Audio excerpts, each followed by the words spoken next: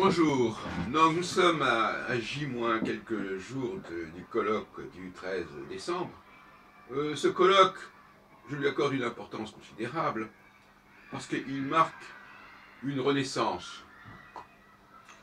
La renaissance des vrais colloques. Et parce que depuis quelques années, nous avons affaire à des faux colloques.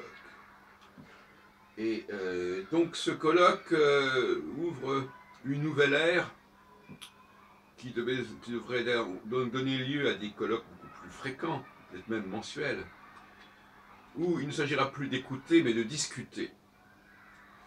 Ce sens de la discussion entre astrologues, et non pas ce sens de l'écoute du maître, de l'enseignant ou du praticien, cette démarche de l'horizontalité et non pas de la verticalité est un enjeu fondamental pour l'avenir de l'astrologie et de la pensée astrologique. À partir des années 90, malheureusement, une sorte de pseudo-colloque s'est développée à Paris et ailleurs d'ailleurs, où l'on empruntait le mot colloque ou le mot congrès, mais pour lui donner un contenu totalement différent, une piètre imitation des colloques du mouvement astrologique. Et cette imposture aura duré jusqu'en 2004. En tout cas, elle aura duré pendant la décennie 1990-2000 et elle aurait dominé. Pourquoi? Parce que les colloques entre astrologues, bien évidemment, ne rapportent pas d'argent. Les astrologues ne sont pas payés pour se retrouver entre eux. Alors que les colloques où il y a quelques intervenants face à une salle de 100 ou 200 personnes ou 300 personnes sont beaucoup plus juteux sur le plan financier. D'ailleurs, on peut payer à ce moment-là les intervenants, tout simplement. Donc, il y a une forme de corruption des mœurs astrologiques à partir des années 90, tout au long de la dernière décennie du XXe siècle, et qui aura été extrêmement fâcheuse pour le niveau des études astrologiques et des réflexions astrologiques en France, pour ne parler que de la France.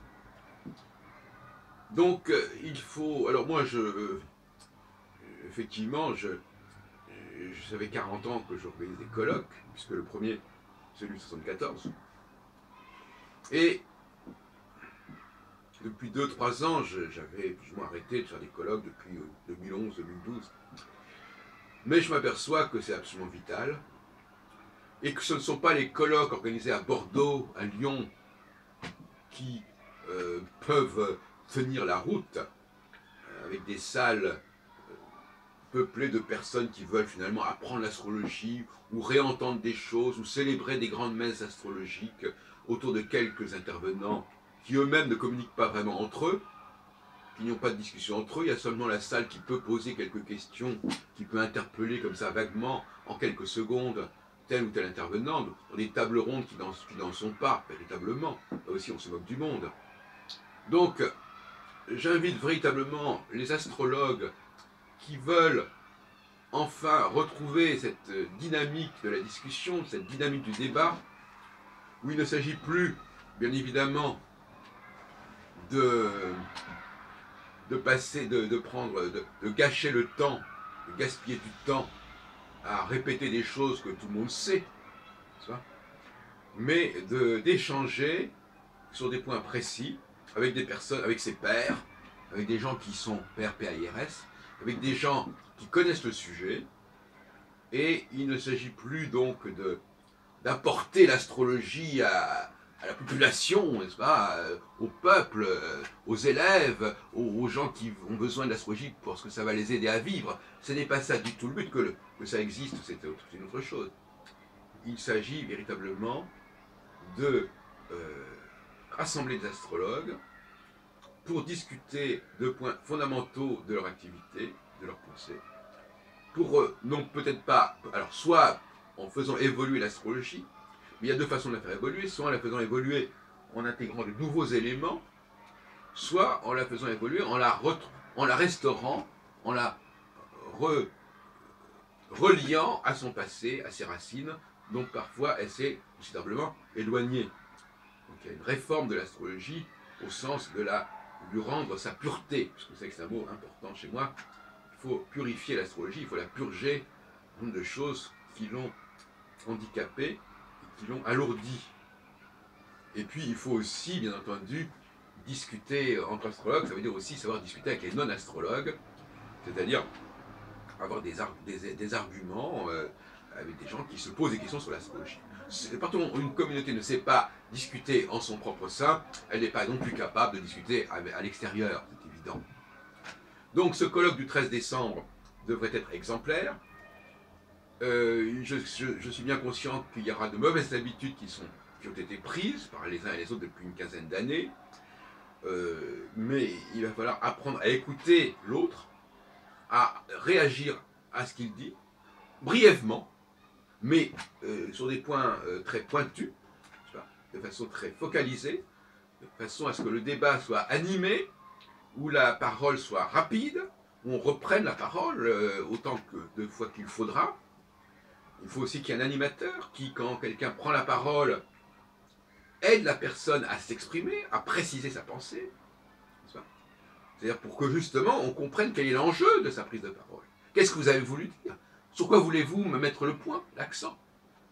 Ça aussi, ça sera un de mes rôles, n'est-ce pas, de façon à ce que quand quelqu'un prend la parole, on se rende compte que à quoi ça sert? Qu'est-ce que ça veut dire? Qui est interpellé par cette prise de parole? Alors on nous parlera de polémique. Ben oui, pourquoi pas de polémique? Et je dirais même plus, je dirais que si à un moment donné, dans la discussion, les gens se prennent à partie, s'excitent un petit peu, s'énervent un petit peu, il n'y a pas de problème, je veux dire, c'est pas... Tant que ça ne dépasse pas certaines bornes, il n'y a pas de raison de dire, ah, calmons-nous, calmons-nous. On n'est pas dans un cours d'astrologie, on n'est pas là pour montrer une image d'une astrologie complètement terminée, complètement achevée, où tout le monde est d'accord, comme on a cru devoir le faire pendant pas mal d'années.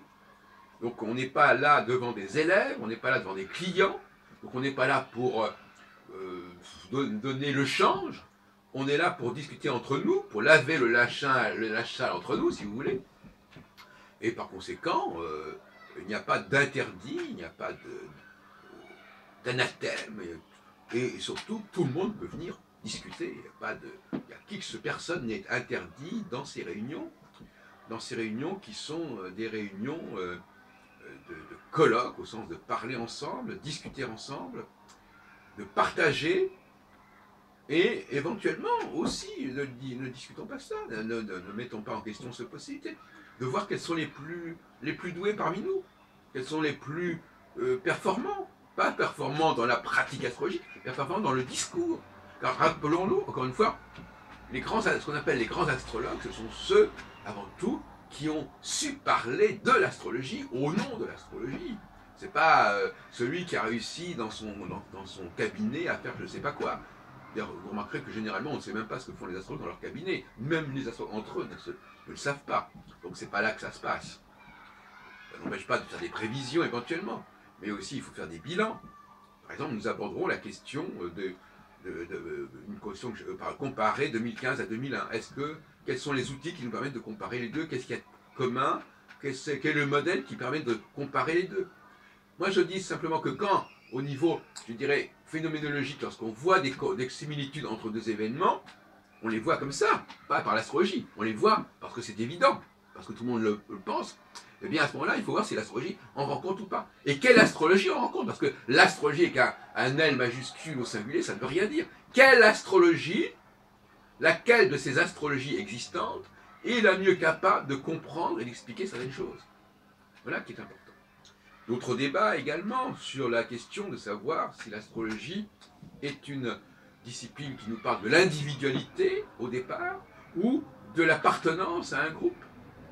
La question du masculin et du féminin est fondamentale, par exemple. La question de... alors il y a évidemment l'astrologie des signes zodiacaux, on est du bélier, du taureau, etc. Bon, qui n'a pas un grand intérêt, mais sur le plan sociologique qui est très intéressant. Le fait que l'astrologie soit capable de classer les populations, mais pas les classer individuellement, mais de les classer par catégorie. Il y a l'opposition entre astrologie catégorielle et astrologie individuelle. Le débat doit exister sur ce point. Donc, il y a parmi nous à Paris, parce que c'est un cercle qui est parisien, je veux créer un cercle d'astrologie parisienne, une sorte d'académie astrologique parisienne. Il y a des gens valables, qui ont l'esprit ouvert, qui sont capables de discuter, d'écouter, d'argumenter, de développer leurs pensées. Et bien entendu, les gens qui sont simplement capables de répéter leurs leçons ne nous intéressent pas. pas Quelqu'un qui va bouffer du temps. Nous avons un colloque, il n'y a pas beaucoup de temps dans un colloque. Donc, les gens qui veulent bouffer du temps, on ne les prend pas. On les interrompt immédiatement. Il faut des prises de parole extrêmement rapides, extrêmement pointues, où on sait très bien que quand on dit quelque chose, les autres comprennent. Bon, si c'est un tout petit peu plus spécifique, peut-être, mais de manière générale, on se comprend entre nous. Donc on sait sur quoi on discute, on sait ce qu'il en est. On va passer une demi-heure à exposer quelque chose que tout le monde connaît. Bon, il ne s'agit pas de ça du tout. Il ne s'agit pas de faire un exposé pour montrer qu'on est un bon astrologue et qu'on sait des choses. Hein. On n'est pas là pour montrer qu'on a un bon niveau. On n'est pas là, voilà. On est là pour montrer qu'on est capable de réfléchir sur l'astrologie, qu'on maîtrise le sujet que l'on expose, qu'on ne maîtrise pas simplement en l'exposant, donc qu'on en maîtrise les tenants, les aboutissants, qu'on en maîtrise les fondements. Voilà. Donc, nous sommes donc à la fin de l'année 2015. Eh bien, je dis qu'il y a une nouvelle ère qui s'ouvre aujourd'hui, que je voudrais qu'elle s'ouvre aujourd'hui, et qui est, d'ailleurs ça sera la cinquième décennie du mouvement astrologique, après la décennie 70, 80, 90, 2000, nous avons la décennie 2010, et je voudrais que le mouvement astrologique continue à être le moteur de la vie astrologique française, et que à ce moment-là, l'idée d'un dialogue entre les astrologues et les non-astrologues passe pas au niveau de le dialogue avec les élèves en astrologie ou les clients en astrologie. Je parle des dialogues avec les chercheurs, avec les historiens, etc. On n'est pas là pour vendre de l'astrologie à des gens qui veulent que l'astrologie vienne les aider, c'est pas le but.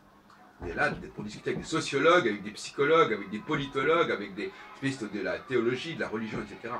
Voilà l'enjeu de la décennie dans laquelle nous sommes déjà, d'ailleurs. Finalement, c'est souvent au milieu d'une décennie que les choses se font. Donc, cette décennie 2010-2020 devrait être une décennie de l'interdisciplinarité et du dialogue entre astrologues, mais aussi du dialogue entre les astrologues et les autres domaines, de façon à ce que l'astrologie puisse éventuellement être prise au sérieux et être intégrée dans le domaine de la recherche scientifique.